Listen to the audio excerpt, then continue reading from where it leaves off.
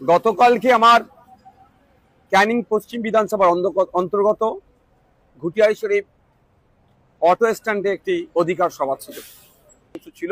প্রথমে তারা নীরব দর্শকের ভূমিকা পালন করে, যখনই হয়েছে আমি আমার কর্মীকে মারবে, আমার ভালোবাসার মানুষকে মারবে, আমি তো চুপ করে থাকতে পারবো না। আমি গাড়িতে নিয়ে পড়েছি। পুলিশ এসে বলে, সাহেব আপনি গাড়িতে উঠেন, আপনি চলে যান। আমি কেন যাব?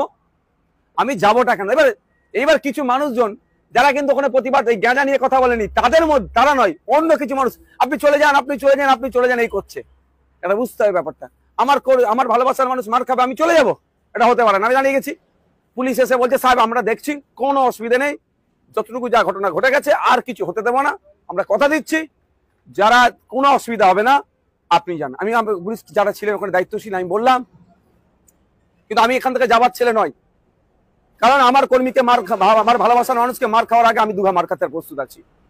তারা আমাকে রিকোয়েস্ট করেছে, বা গ্রামের কিছু শুভবুদ্ধি সম্পন্ন মানুষ বললো যে ভাইজান, এবং যারা প্রথমে আমাকে বলছিলেন যে গাঁজা নিয়ে গাঁজাওয়ালাদের প্রোগ্রামে আপনি যাচ্ছেন কেন, তারাও এসে গেছিল অনেকে কাছাকাছি এসে, ভাইজান আমরা দেখছি, আমরা এটা মর্মাহত, এরকমই ভাষায় বলেছে, আমরা মর্মাহত, এই কাজটা আমরা করতে চাইনি, কেউ মধ্যিখান করে দিয়েছে। এবার কেউ মধ্যিখান করে দিয়েছে সেটা হয়তো উনা বললো, আমি বলছি সওকাত সাহেবের ঘনিষ্ঠ মানুষরা এই সুযোগটা নিয়েছে।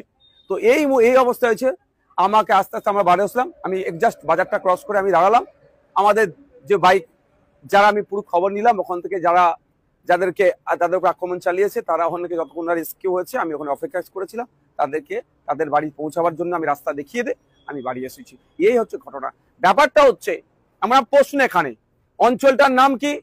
সম্ভবত নারায়ণপুর অঞ্চল।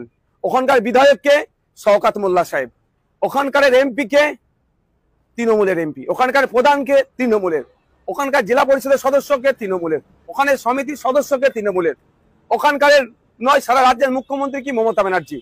তাহলে গাঁজাটা বন্ধ করার দায়িত্ব কার?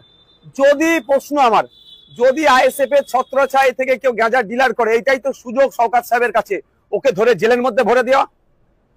তা করছে না কেন?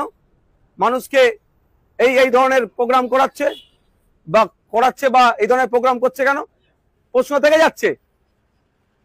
যেখানে বিধায়ক শওকাত সাহেব, তার এলাকায় গাঁজাতে গ্রাম শেষ হয়ে যাচ্ছে বলছে, অঞ্চল নাকি শেষ হয়ে যাচ্ছে, তাহলে গাঁজাটা ব্যবসাটা বন্ধ করতে পারছে না কেন? ওরা তো সরকারে আছে। এমনিতে আমাদের কর্মীরা কিছু করে না, ভাঙড়ে রাজ্জাক্কা খুন হলো, আইএসএফ এর নেতাদের নামে চিৎকার চেঁচামেচি করে আইএসএফ এর নেতাদেরকে কিভাবে গ্রেফতার করতে হবে তার জন্য উঠে পড়ে লেগে গিয়েছিল। আর আইএসএফ এর ওনাদের কথা, যদি কেউ গাঁজা বিক্রি করে, এই তো সুযোগ, তাকে ধরে জেল খাটানো। সম্পূর্ণরূপে আইএসএফ কে সাথে আর রাজনৈতিক ভাবে পেরে উঠতে পারছে না। সাধারণ সরল সহজ মানুষকে ভুল বুঝিয়ে আমাদের বিরুদ্ধে খেপিয়ে তোলার চেষ্টা হচ্ছে। যখন সেই সহজ সরল মানুষটাকে তাদের ভাষায় আমি বুঝিয়ে দিচ্ছি, ওরা চাইছে গাঁজা বন্ধ হবে, নওশাদ সিদ্দিকীকে চাইছে গাঁজা বন্ধ হোক।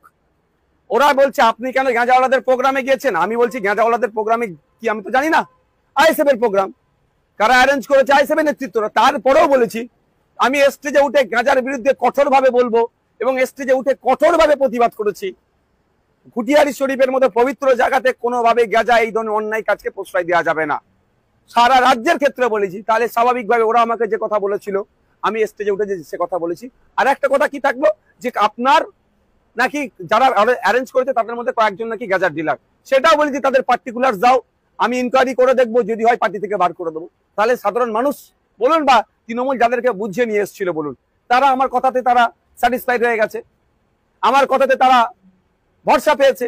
যখনই ভরসা পাচ্ছে তখন তৃণমূল দেখছে, আরে কি করতে গেলাম তার তো উল্টো হয়ে গেল, করতে গেলাম নওশাদ সিদ্দিকীর বিরুদ্ধে খাপিয়ে তুলবো, আবার নওশাদ সিদ্দিকী তাদের হাতে চা খাচ্ছে, নওশাদ সিদ্দিকীকে তারা চা খাওয়াচ্ছে কালো ঝান্ডা ছেড়ে দিয়ে। এই জন্যই তারা হয়তো পিছন দিক থেকে, আমি যখন পার হয়ে যাচ্ছিলাম, আমার কিছু বাইক আরোহী শুভাকাঙ্ক্ষী যারা ছিল তাদের আক্রমণ চালিয়েছে। পুরুষরা পিছন দিক থেকে আক্রমণ করে, বীর পুরুষরা কাজ করে না, বীর পুরুষরা সামনে থেকে লড়াই করে। আমি আবারও বলছি, ঘুটিয়ারি শরীফ না, সারা রাজ্যের গাঁজা বন্ধ করতে হবে। কোনোভাবে গাঁজা পশ্চিমবাংলায় চলবে না। আর পশ্চিমবাংলায় গাঁজা আসছে কেন? সব থেকে দায়ী মমতা ব্যানার্জি। মমতা ব্যানার্জি রাজ্যের মুখ্যমন্ত্রী, পুলিশ মন্ত্রী, সে টাকার পরেও কেন এলাকায় গাঁজা ঢুকবে? যদি এরা গাঁজা ডিলার হয়, তাহলে ওয়েস্ট বেঙ্গলের জন্য কে দায়িত্ব নিয়েছে গাঁজা সাপ্লাইয়ের? এই প্রশ্নটা আমি সাধারণ মানুষের উদ্দেশ্যে ছেড়ে দিলাম।